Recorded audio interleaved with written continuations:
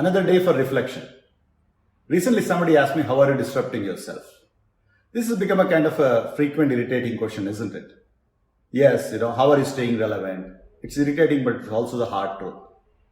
Because for the longest time, the organization that we work for, the role that we played, or the industry we work for has become our identity.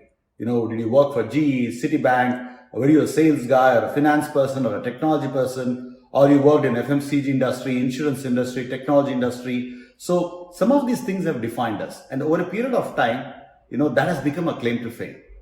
And this also has been the reason for some of us becoming obsolete, because we got stuck to that and not moved on. So when somebody asked me recently, what's your next curve?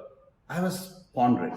I thought by becoming an entrepreneur, I was already on the path of learning and discovering new things continuously. I thought that was good enough, but maybe not so. Because when I reflect back, I realize that what was on my curve 2 years ago is no longer relevant today.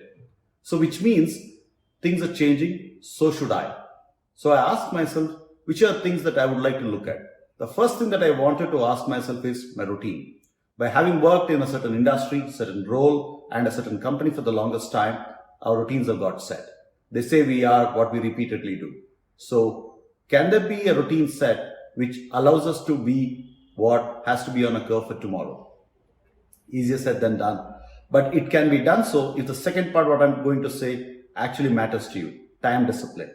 If you are able to turn up to what we have set as routines for ourselves, and we take the path of, highest resistance and not the least resistance, maybe, we could actually add better time to our routines.